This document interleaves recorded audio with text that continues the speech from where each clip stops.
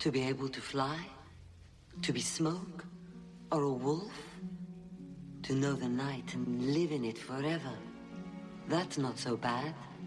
You call us monsters, but when you dream of flying and changing and living without death. You envy us. And what do you envy? We destroy.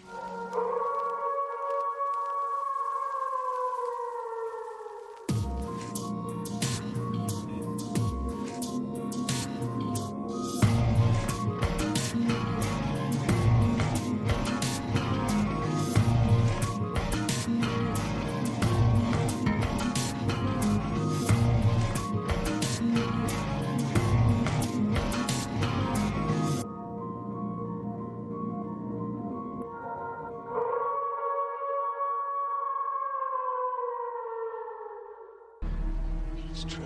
Everything's true. God's an astronaut. Oz is over the rainbow. The Midian's where the monsters live. Hello, and welcome to Comic Book Bears Presents The Bear Cave of Terror. I'm your hairy, heavy homo and horror fan host, Steve Morey. Each week, here in the Bear Cave, I invite a horror-loving guest who brings with them one of their favorite scary movies.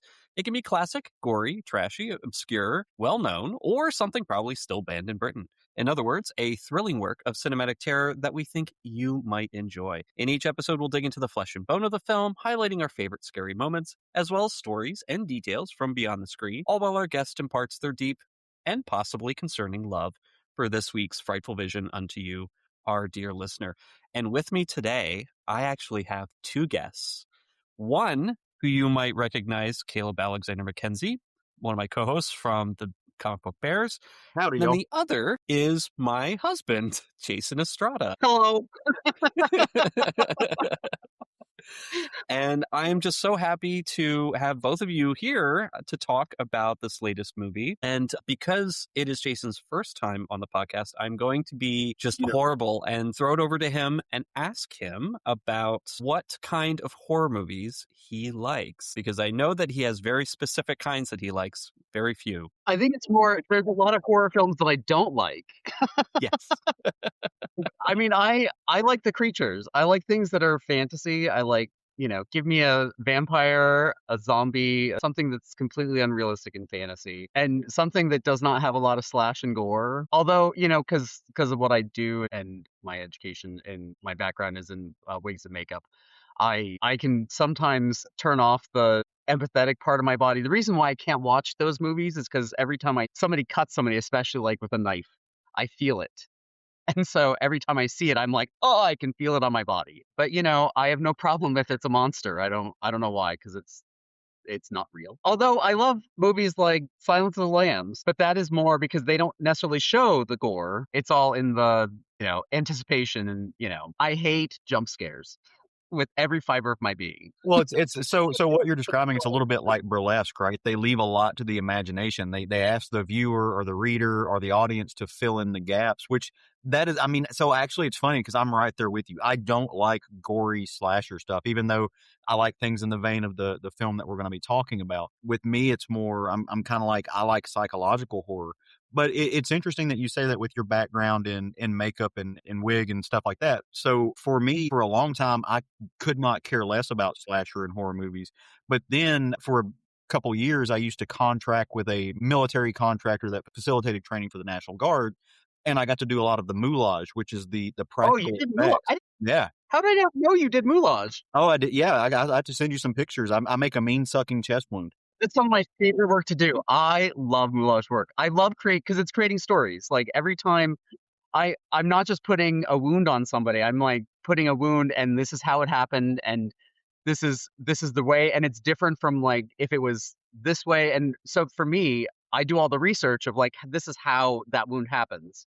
And that's where I can sometimes get into the horror films like now and like watch them after all these years of doing this, because then I can say, oh, well, they did it this way. And then I can critique it as a piece instead of just the physical act of being stabbed or shot or, or had their face ripped off. in that same that's basically what we did. So we would have, it was live action role playing that we would do for the military to train soldiers. And so they would give us a scenario. Hey, here's what's happening. This is a village. These are the type of people. There was going to be an IED going off. The IED was filled full of nails and stuff like that. It exploded, and you've got a child who is over here, and you have this other and so we would have to match it. And yeah, you'd be sitting there, you'd be attaching the silicone and like roughing the edges with the alcohol and then painting and stuff, and talking to the soldier and kind of giving them the breakdown of saying, hey, here's what's going to happen, and here's what you're going to do. And because the way that we did it, they were actually filming it so that for the after action reports and stuff, it was putting on a show. That wasn't all I did. I mean, I did a lot of welding and fabrication for them, but it was working with the moulage and working with some people who are legitimately really good makeup artists that live out in LA. The buddy of mine that I worked with is doing NCIS now and a lot of the big movies out in LA, and getting to talk to them and work on that stuff with them. That's and that gave me an appreciation for the type of slashers. But yeah, I'm right there with you in the sense of that's the kind of horror that I like. I had to develop an appreciation to get to where I can deal with the slashers. But I more so like the burlesque of it, where they're filling it in or giving you the ability to fill it in and just showing me Guillermo del Toro style monsters and creatures and inventing things, which is why I like practical effects more than I'll ever like CGI, because you're creating something real with your hands. Yeah, absolutely. I like that the burlesque analog, because that's a really good way to put it. Not a way I've ever thought about it. Now I really want a shirt that says horror is burlesque and it just has divine on it. And then you have to throw in the word filth somewhere in there, because filth also works really with that. But yeah, it's interesting that we're talking about how the fantasy of it all really comes into play, especially with very fantastical creatures and monsters. Jason, you mentioned not liking the slasher so much. There's a little bit of slasher in this movie, which is my least favorite part about this movie. Exactly. And we'll talk about the difference, because there are differences in how this film was originally presented. And it could have been I think it was originally more presented as a slasher film than what it's come to be known as more of a creature film and focusing on the fantastical monsters. Well, I think that's mainly because of the studio. That's what they understood. They understood slasher. They didn't understand creatures. I really appreciate what it eventually came to be. I had originally seen the theatrical version. I think we all kind of saw the theatrical version first. Yeah, we should say what this movie is. This movie. What is this movie? Well, so the movie that we are gathered here to talk about today, dear listener, is the cinematic masterpiece that is 1990's Clive Barker's Nightbreed. This would have been after he did Pinhead, but before he went on to do several other Clive Barker-esque movies. So but it's not as well known as some of his other stuff, unless you're a very particular type of person, right? True. And so he actually wrote and directed this, and it was really after the success of the first two Hellraiser movies. The first Hellraiser movie he did write and direct. The second movie was not directed by him. But the success of that and the fact that he was becoming more of a name, and also his books were becoming more well-known, people were responding very positively to his type of horror. The studio was like, yeah, let's go ahead. You want to do an original feature? Let's do an original feature. He had written a novella just a couple years before called Cabal, and decided to adapt that into a film. And that's where we get Nightbreed in 1990. Now, Jason, I don't know if you wanted to do it, or Caleb, if you wanted to do it, just do a quick summary of what this movie is about. And I will caveat that by saying, depending on the version that you've seen, some of the specifics and particulars may be very different. There's the general plot, but then there's some very big differences between the theatrical cut, the director's cut, the new director's cut, and then, of course, the final Cabal cut. But there's been many different versions of this, and we'll kind of talk about the differences between them. But generally, the plot of this movie, or a summary of this movie, would be what? Well, Jason, this, if I'm not mistaken, you're busting your podcast cherry here. I will give you right of first refusal. But if you don't want to lay out a synopsis, I can happily do so. I mean, it's a meet cute between Laurie, who is like really, it's funny because that whole romantic part is, I know it's a big part of the movie and whatever, but it's like the part that I forget about all the time. Every time I go to watch it, I forget about Laurie. And it's not because of the performance or something, but because for me it's about the creatures. Essentially, the movie starts with a young person who is having all these nightmares and dreams that involve monsters and other sort of things. It's been a long time since I watched the theatrical cut, so I do believe they start the same way. That it all starts with him having the nightmares, and he's in session with a psychiatrist. Aaron Boone is the main character, and then his psychiatrist is Decker, and Decker being this creepy psychiatrist who, has no boundaries and is really, really bad, but who convinces him that he is committing serious crimes, murders, mass murders of many families, very gruesome things.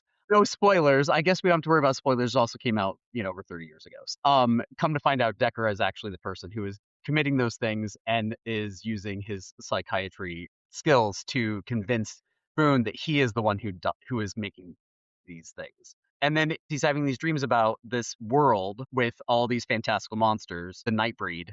And so it's like this mix of like this realism sort of stuff and that slasher part, which I was talking about. Like the part that I don't like is when they're showing the slasher stuff, where they're showing the children getting killed.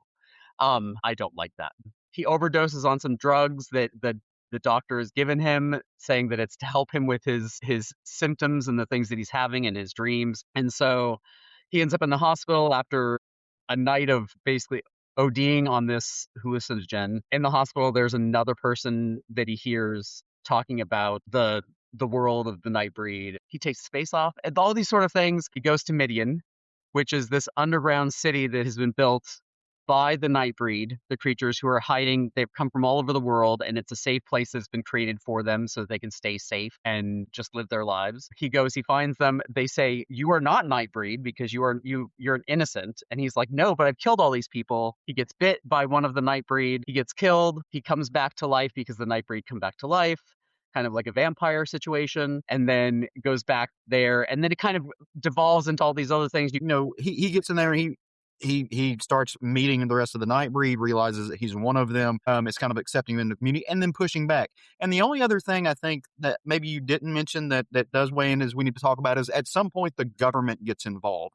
And there is just this Full Metal Jacket style asshole who comes in and is just like, "Nope, it's wartime. We're going to annihilate all of these people." And it is important the fact that he is a government agent for the, as we are wont to do. We will get intellectual with this at some point, but so now the government has turned against all of these people, this subculture, this group of folks who really weren't bothering anybody, who are just trying to live their lives, who are different, but deserve a place to exist. And the answer that they can come up with is just, let's annihilate everybody, right? They look different. They act different. We need to exterminate them because they're monsters, right? It is a really, it's a complex story. And I think maybe because of the way that the theatrical cut, what was originally presented in the movie theater, it made it more confusing because, of course, the studio wanted to focus more on the slasher side, on what Decker was doing, annihilating families, and then his whole journey through this film, first trying to dispose of his scapegoat and then realizing, hey, he came back to life and there's this whole village of monsters that I can also kill.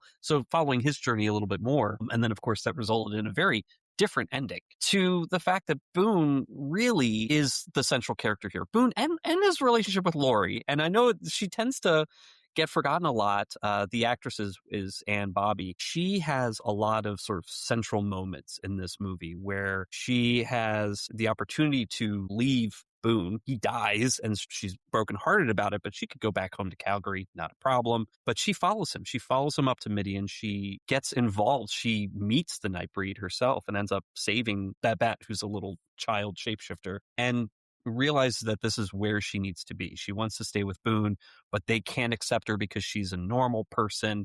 And so it's kind of like her journey. She's an innocent. She's an innocent. Yeah. She hasn't killed.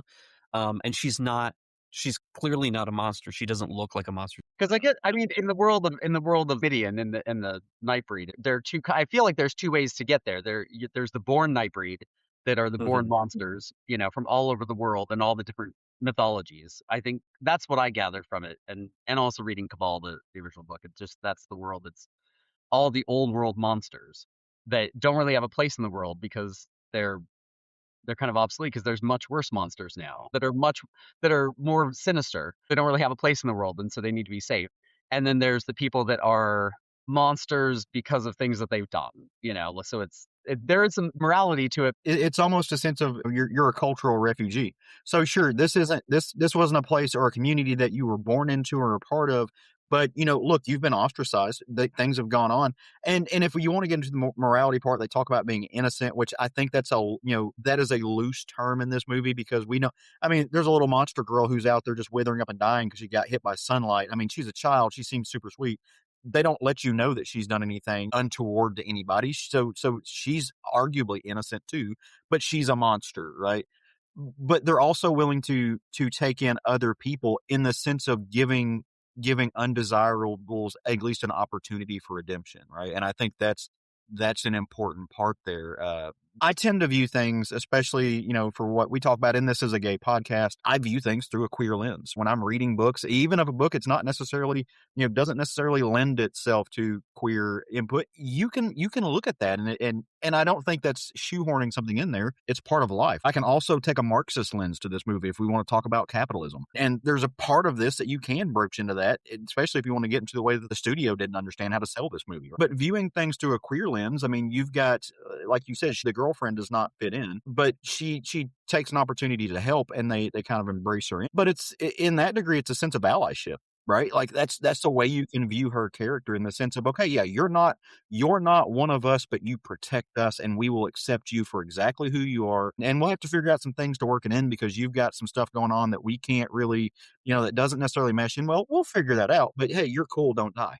Yeah, you've got that job as a singer and a bar. Like, we know that's a little bit difficult to kind of mesh with living underground with a bunch of weirdos and freaks, which it is one of the best parts about this movie, is just the creativity and the just the abandon, the joy and abandon that the creatives and that the creature designers got to play with when making the Nightbreed. But yeah, so it's her journey, but also, of course, you've got the central character, Boone. And Boone goes from being essentially innocent, but he's been this whole time. I mean, he starts off seeing visions of these monsters, seeing visions of Midian, knowing about Midian, hearing about Midian. And so there's that idea that he's always been destined for this community.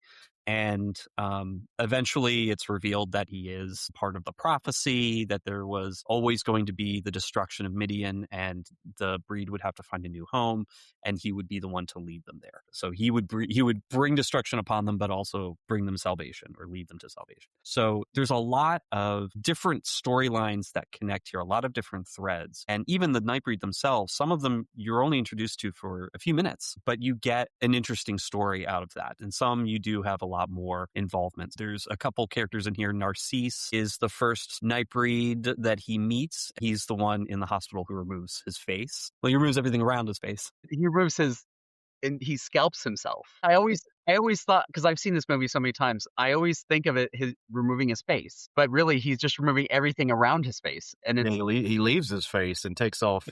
Yeah, everything else. Again, shout out, really good prosthetics, really good. Oh, beautiful. Excellent. And Narcisse is played by a gentleman named Hugh Ross, who is an English actor, and he actually also knew Clive Barker from previous work. But one of the main Nightbreed, who gets a lot of dialogue, a lot of screen time, is Dirk Lylesburg. He's the priest, he's the leader, ostensibly, of the Nightbreed, and he's played by, people will know this, Doug Bradley. Doug Bradley, very famous for portraying Pinhead. And Doug Bradley has known Clive Barker since they were at school. And, he jumped at this chance to be one of the Nightbreed.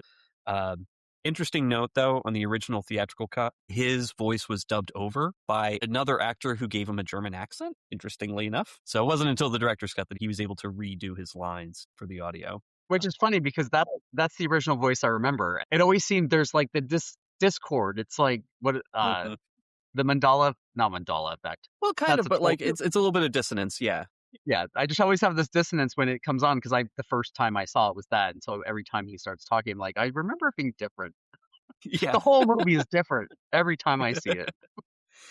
It's true. And then you have the other ones. You have Peliquin, who's really cool character. He actually has like 3 different makeup stages. He's pink with these sort of tendrils instead of hair. played by Oliver Parker. You've got Rachel, who's definitely one of my favorite characters. She's a shapeshifter. She can turn into smoke. She's a little bit of a true vampire analog to some degree. She is the mother of Babette. She can sort of give people vision. She can go through walls and keyholes, and there's an interesting thing she can kill with a kiss, basically. Okay, so, and this is, I think, for a lot of people, she might be one of the Nightbreed that's the most memorable. Shuna Sasi. She is gorgeous. Kind of looks like a human porcupine with all these spines and everything, and is completely nude most of the film. The actress who portrayed her is a movement specialist, a dancer, Christine McCorkindale, who worked a lot with the choreographer on this to get the movements just right. So almost everything that she does, whenever she's on screen, it's almost like she's doing like contemporary dance. It's all intentional. Yes, all the movement is very there's a lot of intentional. intentionality to what she does and to her movements, which it has to be too, because she's also a little bit of like a seductress, right? Like there's a scene in the film towards the end of it where she's almost like a siren to some degree. I mean, not singing, but she just by her presence and her movement, she's seducing these individuals, and then she just fills them full of quill because that's what you do if you're a porcupine, person, and just murder by poke. So, yeah. If I remember right, actually, she's one of the few, because a lot of the creatures were created for this, like in terms of their looks. But it's been a while since I've read Cabal, but I feel like she is one that was very much described in Cabal, the short story. And I really should have just reread it again before I did this so I could remember things better. But I feel like Clive Barker specifically, she was one that he had. That idea of Shuna Sasi was there in the original book. And I know Bob Keane was talking about it in this wonderful book that Jason loaned me, Men, Makeup, and Monsters, which is really, really helpful as a source. Bob Keane of Image Animations, his studio did all of the designs for the Nightbreed. But he had worked with Clive Barker to kind of figure out how Shuna Sasi would look. And funny enough, he went back to some of the original designs for Pinhead that they had looked at and were like, well, obviously these didn't work for Pinhead, but they might work for Shuna Sasi. They might work for how they're going to have all the quills in her head instead of hair and all down her body. And I know that the makeup itself was it was a chore for Christine McCorkindale to put on, because basically it's a full body suit. And the quills, you can't sit down. So she had to be very careful with how she went about. But they were sort of like I want to say it was kind of like a plastic rubber, mixture that they had so that they would keep their shape and also kind of stick up enough. Like a headdress.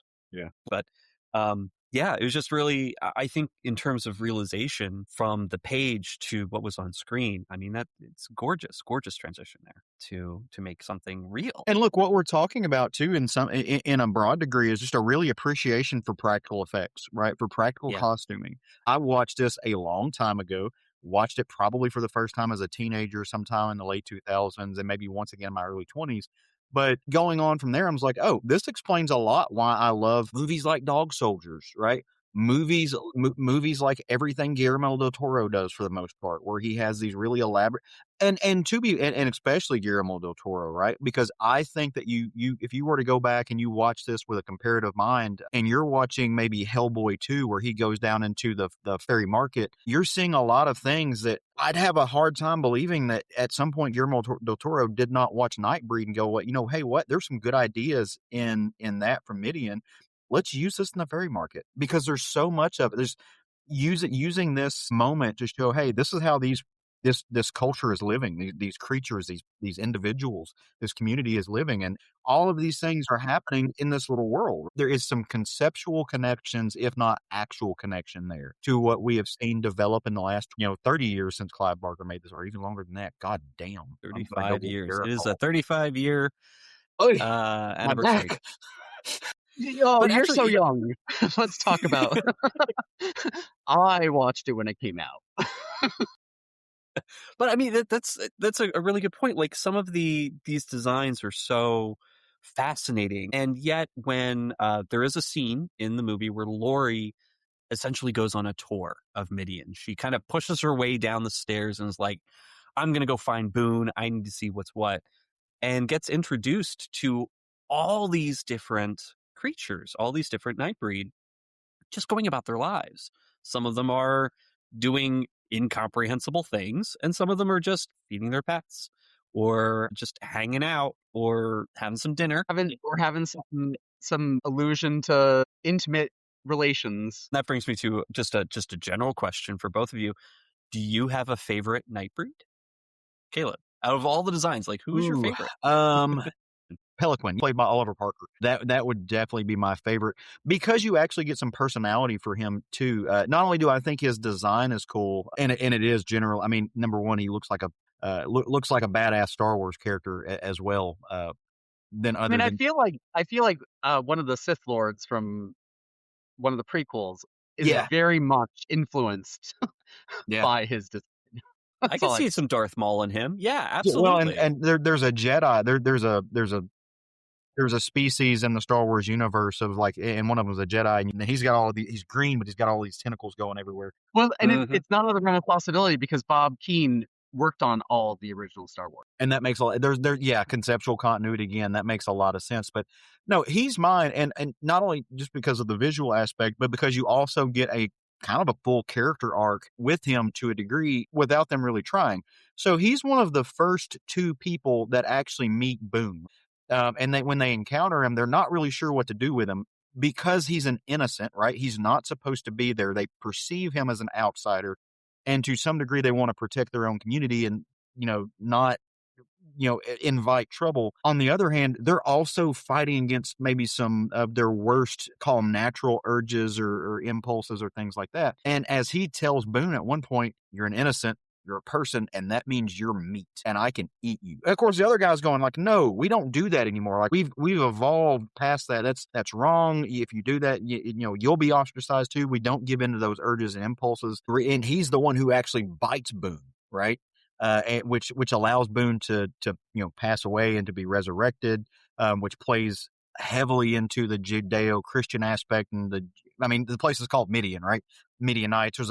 There is a lot of Western or Middle Eastern philosophy and religious philosophy in this, but it brings him back to life, and then leads the charge in believing in him. And it's like, I think maybe you are this person that was prophesied to destroy what we have and bring us out of it. Again, heavy influenced by biblical teachings and the destruction of the Jewish temple and the raising up of the Israelites in that sense.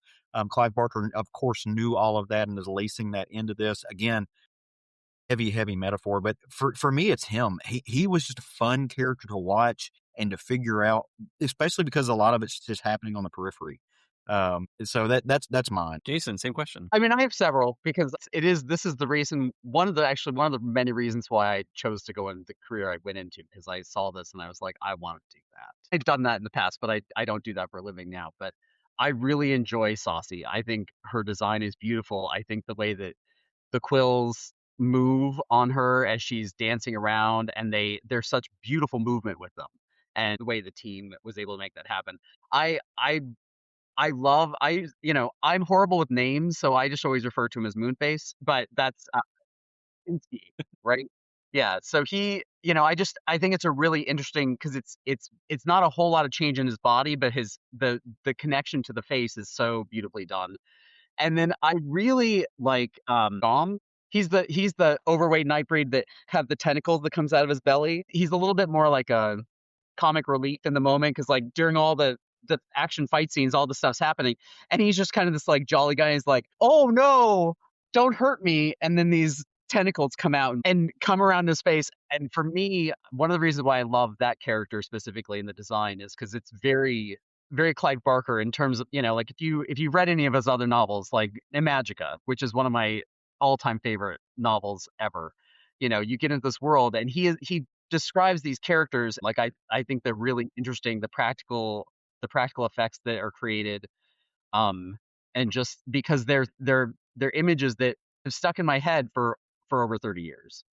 I watched this back in the early 90s when it first came out. When it came on HBO, I didn't watch it in the movie theater, but I did watch it on HBO when it came out, and it stuck in my head. Like I've thought about these characters for over 30 years, and those are the ones that stay in my cognition.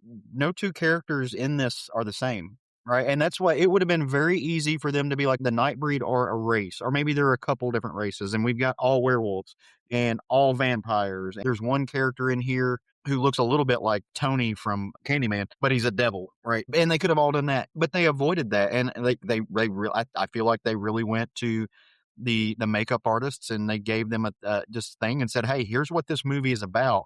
Make up something unique for 3 different characters. It's not gonna match anybody else's." Jason, like you, I call him Moonface. It's just Moonface. That's his name for me, but I don't know if that was like, "Hey, this person, these Nightbreeds they're the tribes of the moon." I have had the great pleasure of being colleagues with Bob Keane. He taught at the university where I went to grad school and also where I taught for 3 years. And I've gotten to spend some time with him. And he has some fun stories from this, but really they were given really just open-ended, like you can just with your imagination, what comes out of your imagination? What are these creatures that you want to do? And they had a couple months to come up with these. So like they talked about all the stuff, they did the concepts, and then they just started creating. He loved this movie. Like Bob Keane loved this project. He loved getting to do it. And because it's one of the few times where as the makeup artist or the creature designer, whatever, he got true freedom in his team, got true freedom to create creatures of all different things. They weren't given a design and said, "Here, you create this." They got to play and do things. So it was I'm always jealous because rarely do we get on, as you go farther down below the line in the world. Above the line, you get a lot more choices. Below the line, you're just creating what people want you to create. And this one, they got to create, and some of them were characters. Like some of these things, they had to come because they were part of the story. And so that's why I feel bad that I didn't go back and reread Cabal, because I do love that book. But some of them were described, and so they had to create those. But then a lot of the other stuff, and you were saying about the race, the only one that is all of them kind of look similar would be the Berserkers. Yeah. The Berserkers have a very similar aesthetic. They all kind of this really swollen, monstrous grotesqueness to them. I agree with both of you. In terms of favorite designs here, I really love Kinski. I think Kinski's just a cool, like that moon face is really great. But I actually really enjoy, and I don't think it ever got a name. It may have, and somebody can correct me, but it's a really strange looking character creature who has a head right in the middle of like this sort of almost like a featherless chicken's body. Just this huge sort of waddling creature with like chicken arms and stubby legs. When they designed it, they put the person's head, so he was crouched down, so his head was in the center of this body and had like a full piece above it to sort of create this character, and he just kind of waddled around. And I just thought that was so weird and strange. And you only see him maybe a total of 10-second screen time. If you watch it again, look for him. There are all those creatures in the different times, both in when Lori is doing her tour through Midian, and then also when Boone is going through, and then at the end when they're trying to evacuate and trying to escape. Mm-hmm. There's all those additional creatures. And I know that initially Barker really wanted a lot of, like, there was a lot of stop motion animation that they were going to do. A lot of that stuff was going to be happening. Of course, it's before CG and all that kind of stuff was really able to happen. So a lot of it was all practical, and it was puppetry and all these things. And not a lot of it made it into the original theatrical view, but it did get put back into the directorial edition and the Cabal edition. Yeah. I still have not. I don't feel like I've seen the Cabal edition. I always know. The funny thing is that it premiered at Mad Monster Party in 2012 when it was in Charlotte, and I was there, and I wanted to go see it, but I didn't want to pay for another day. I only had tickets for the one day, and I missed the day to go see Cabal. You know what I think is interesting, and a little bit maybe of criticism to some degree, is that we're talking about all the designs of all the monsters that we love, and we're not talking about the main protagonist. We're not talking about Boone. And that was actually something that when I watched this, rewatching, thinking, man, I realized why they had to leave a whole lot of like humanness to him. They couldn't take it because you want your protagonist to be relatable to the audience, even for whatever that means. I mean, that's one of those. My millennial generation really drug that word for all it's worth, and it's dead now. But it's relatability, for whatever. And so that's why they did it. But I really was not impressed with the design once he finally like fully embraced and transferred over to being a full-blown Nightbreed. All they really did is give him like Mar-a-Lago face with some weird like henna stuff on it.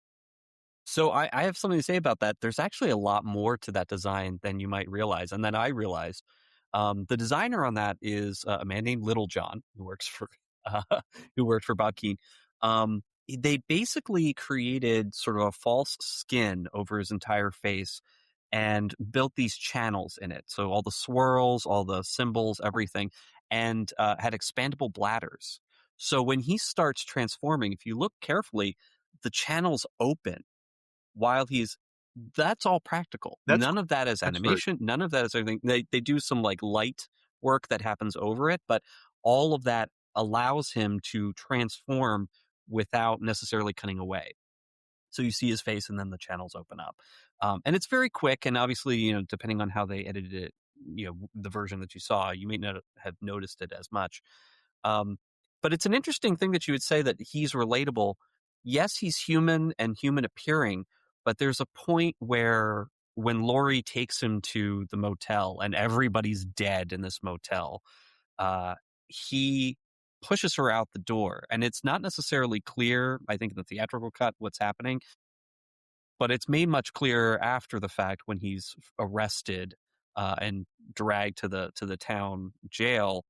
He's been eating the corpses. And he's got blood. Yeah, he's got blood around his mouth and on his hands and everything, but he's basically been eating the bodies. And so, of course, they're screaming, "Oh, you cannibal, you're a gross, disgusting cannibal."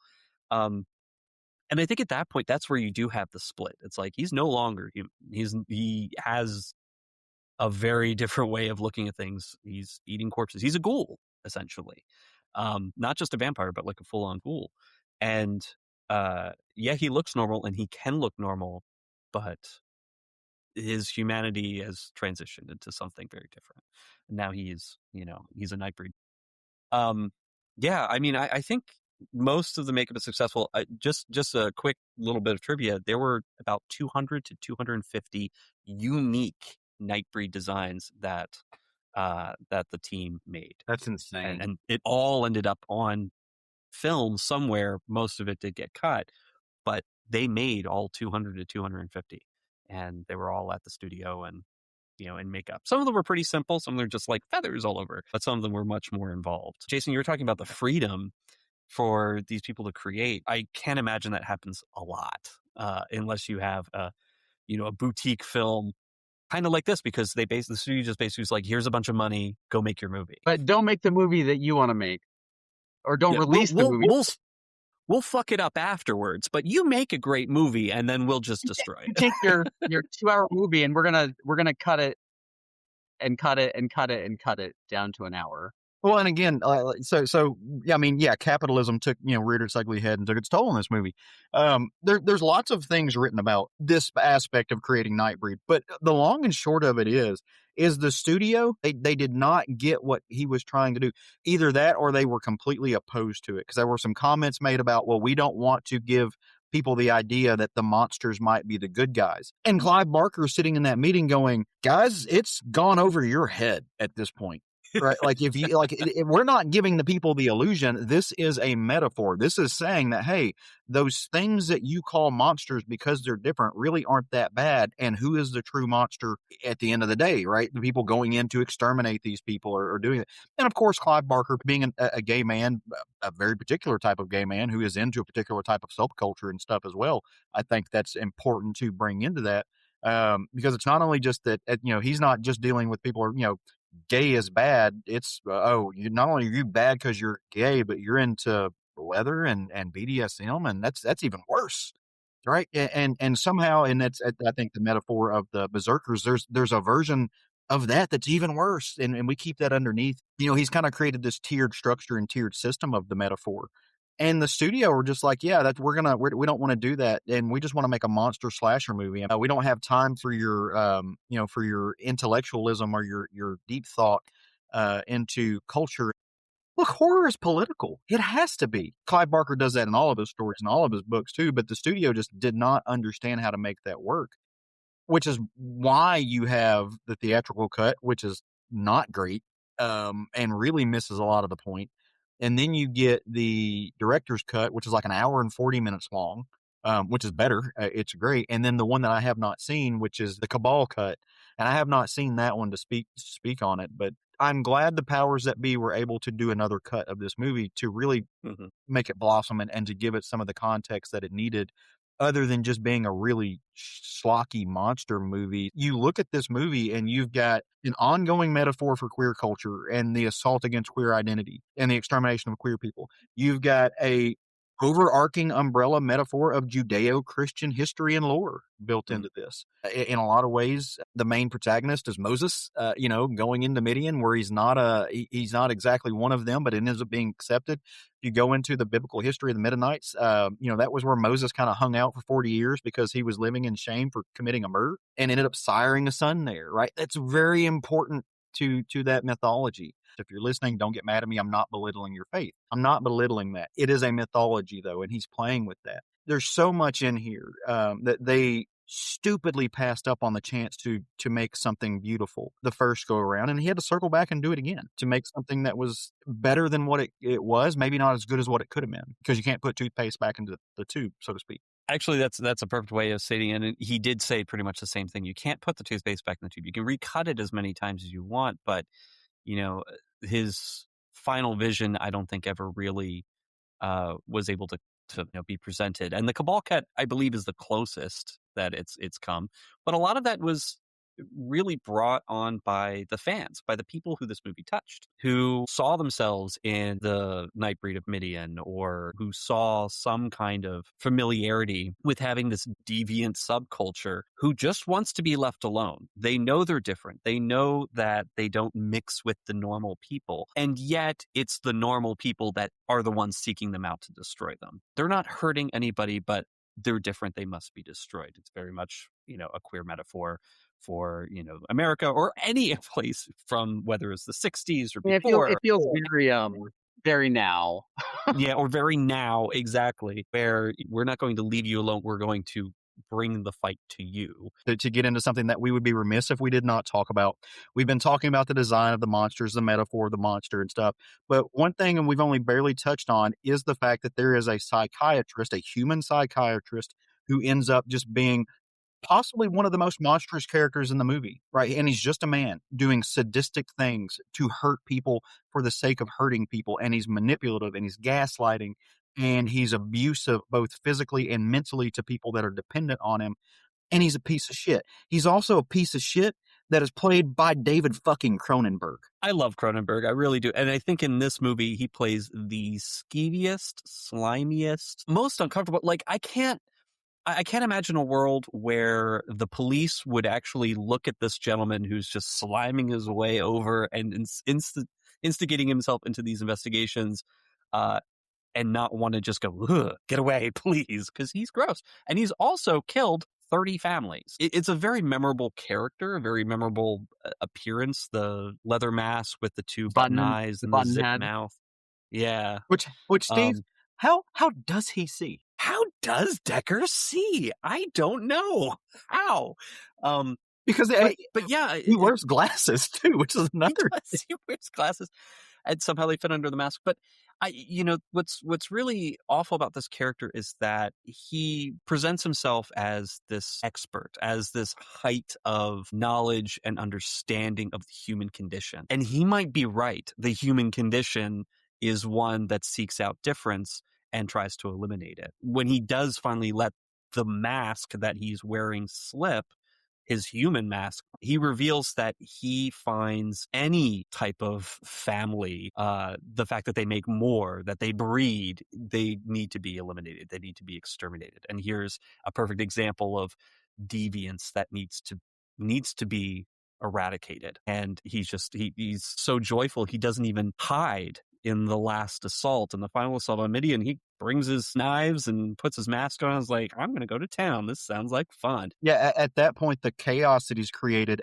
as again, government forces are going in and eradicate these people. At that point, it is enough of coverage where he gets to just be what he wants to be without consequence and can walk and do the things in public where all of those people can see him And what the system that he's created is so abusive and so deadly and so destructive that he no longer seems out of place. It has normalized him, right? It's protected. It is, at this point, he can do with impunity. And what are they going to say? Nobody's going to say anything about it because they're doing horrible things themselves. They're committing abusive acts that he may have had a hand in manipulating and encouraging at first. They, this town, the town of people had been living next to Midian for years and years and years and hadn't gone in there and destroyed them at that point. They jump on the first opportunity where they can say, oh, yeah, we're doing a good thing. We're getting rid of this filth. It sounds pretty familiar. No, right now it's common. Politically, yeah. Yes. Yeah, right now we're seeing a lot of that in our culture, in our world, right? I mean, it's just, that's a fact. And that's where look, art doesn't necessarily imitate life, but art explains life. And this was made in the 90s, and there have been several times in the 90s where this was applicable, not just to today, right? But art explains life. That's what it does. It explains culture. That's what it's for. That's why we create it. We enjoy it because it's the little decoder ring that you put on to figure out what the fuck is going on in this universe that none of us asked to be in, but here we are, and we have to figure out how to explain it. Decker is played by Cronenberg. His name actually is Philip K. Decker, which is an homage to Philip K. Dick. It could have just as easily been Philip K. Wortham, though, the psychiatrist from comics lore, who jumped into McCarthyism and led a campaign to ultimately destroy and censor comics that he felt were damaging or othering or enticing bad ideas to, quote unquote, protect the children, which is a theme that shows up in this film, at least in one line. I think you can draw that parallel, and I think we should, because we are comics fans. Clive Barker has written comics and is part of the world and writes the type of comics that Wortham would have had censored. I had so much fun watching this and going through and just thinking about this movie and kind of what it could be and what it was and just what it meant. I think there's a lot to this movie to appreciate, a lot more to appreciate than to criticize. Right. Critics just savaged this when it was released in theaters because, again, they were getting a heavily modified, edited version of this where the story didn't really make as much sense. But also they were getting the promotion for it was all slasher film. So it was like they didn't show any of the creatures because the studio wouldn't allow them to show any creatures in a promo. And so people went into it thinking it was going to be like a typical slasher film. And then they get into these weird creatures that are doing weird things and whatever. And I think that it was very poorly promoted. Yeah. Poorly promoted, poorly marketed. It comes back to the fans, the people who did discover this movie and realized that there was a lot more meaning there and understood that this was not the movie that was intended to be released. And so sought out director's cut, encouraged Clive Barker to go back to the footage that he had and re-edit this. And of course, have been supporting it over the years. The last release on this, there was a 4K release that had the original theatrical cut as well as a modified new director's cut version. And I think also the Cabal cut was included there too. So you had 3 different versions of this movie. And even the director's cut that Jason and myself watched, and probably you too, Caleb, it's not exactly the original director's cut. It's another modified director's cut that takes some of the footage from the theatrical cut, removes some of that, but then also brings in some other stuff. So there's so many different versions of this. And I know we all saw the theatrical one first, and the ending is different. I think, Jason, you reminded me that Decker is actually, he spoilers for everybody, he dies at the end. But in the theatrical cut, he's brought back to life. He's resurrected, essentially as a Nightbreed, it's implied. But in the director's cut, in the version that I think we can all see now, he's dead. He's dead. In the Cabal cut, he is resurrected in a post-credit scene. Interesting. Oh, so they go back and they put that in there in the Cabal cut. So he is Monster Jesus. Now he is Monster Jesus, yeah. With and he's fighting against Monster Moses. And of course there is Ashbury, the priest, who is burned by Baphomet and somehow is now anti-Nightbreed, even though he's technically now Nightbreed. It's very weird. But that is one thing, and I get in the story it gives more credence to it, and I guess if you understand Clive Barker, you understand why he put him in there and the religious aspects of it. But that was I really didn't feel like they necessarily needed the Baphomet aspect to put in the movie to really explain it, except for the prophecy part.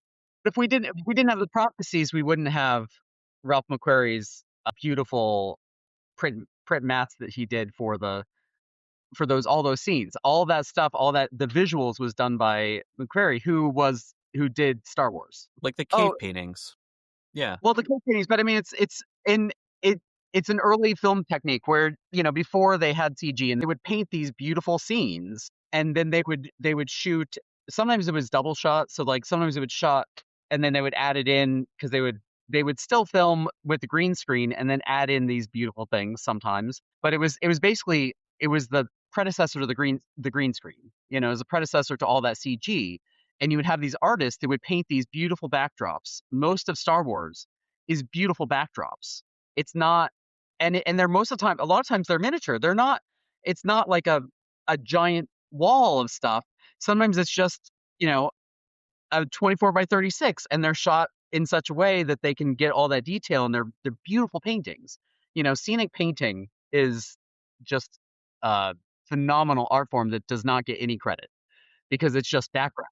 The detail that we all see, the things that finish out the story and give us these things. And that's been used since the beginning of filmmaking and still gets used. It's to this day, but not as much because it's done digitally most of the time now. But McQuarrie, he was brought on to create all of that world. And I believe that those were done, he did a huge mural. So it wasn't just small pieces. It was a huge 60-foot mural of the prophecy. And it's beautifully painted. I mean, just it's art in itself. Yeah.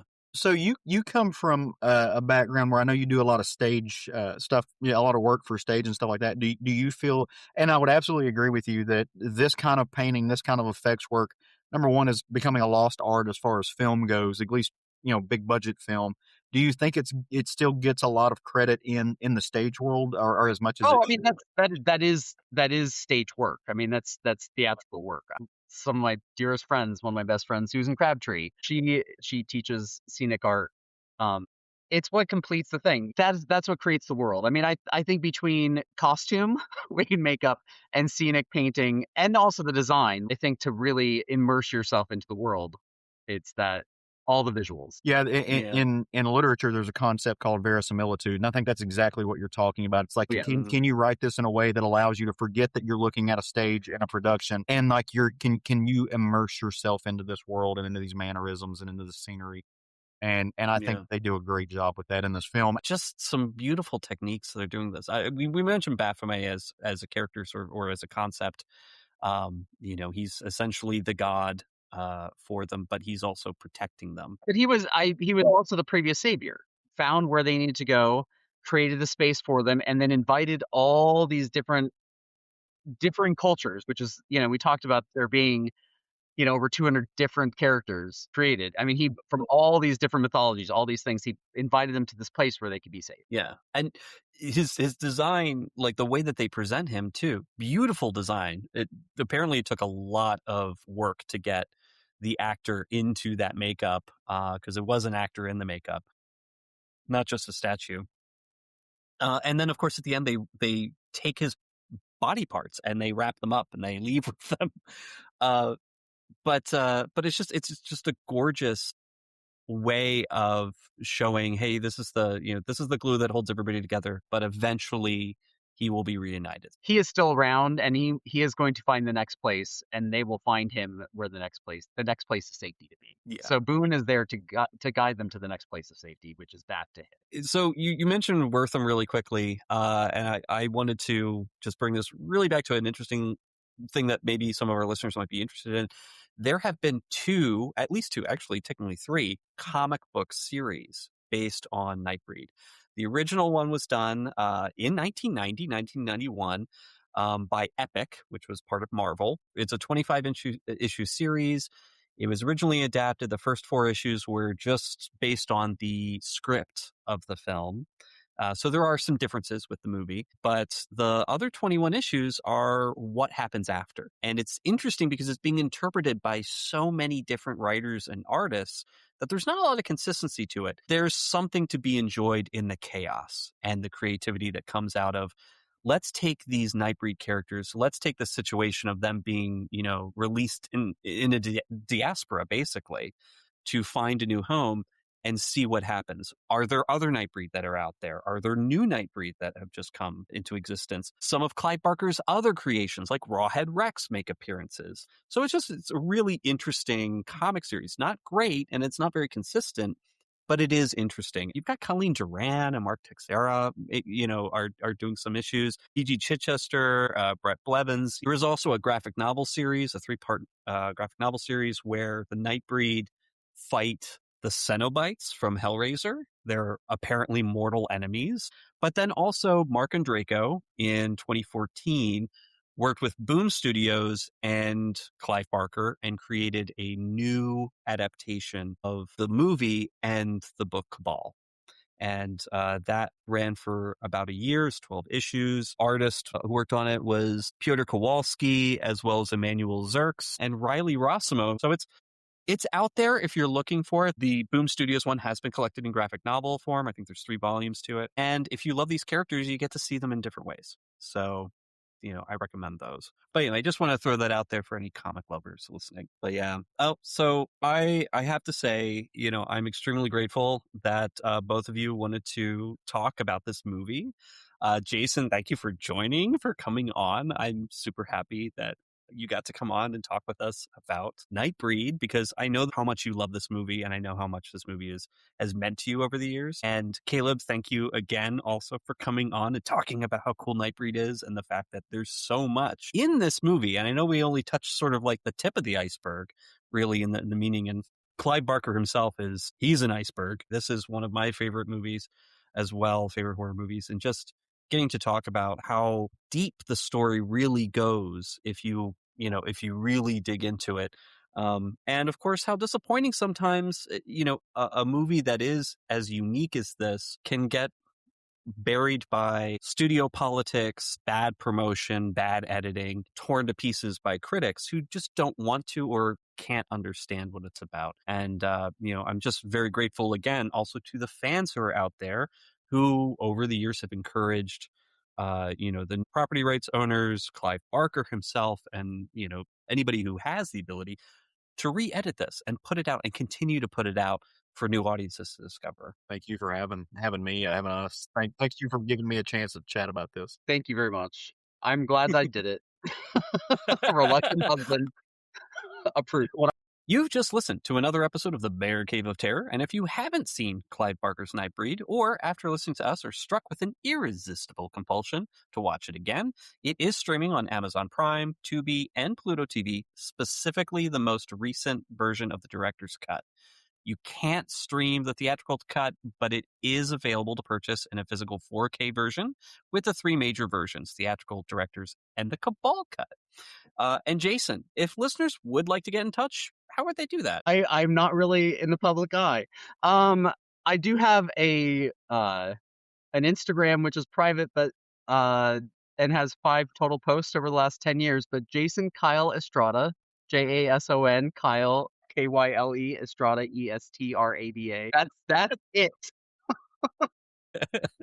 Hey, perfectly cool. And Caleb, how about you? Same question. So you can find me in all the places that you can find Steve, especially in relation to the comic book bears. You can go to all of the Instagram and Facebook pages. I frequent all of those. Add me on Facebook. I'm not that involved with Facebook, but I'm there. But mainly on Instagram, if you want to follow me there, I'm at Counsel of Caleb, and that's counsel as in like an attorney. Check it out. I'm posting my day-to-day life. You can see all the adventures of being a dog dad that I have. Excellent. And for us at the Bear Cave of Terror, you can always follow us on Blue Sky and Instagram at Bear Cave of Terror, or send us an email at bearcaveofterror@gmail.com. A list of sources will be available in the show notes if you'd like to learn more about Clive Barker's Nightbreed, the different versions of the film, or the Cabal that the movie is based on. And remember, maybe if your psychiatrist insists that you're a serial killer with absolutely no proof other than what sounds like fan fiction or confession, maybe get a second opinion and don't take the prescription that he gives you. Good night.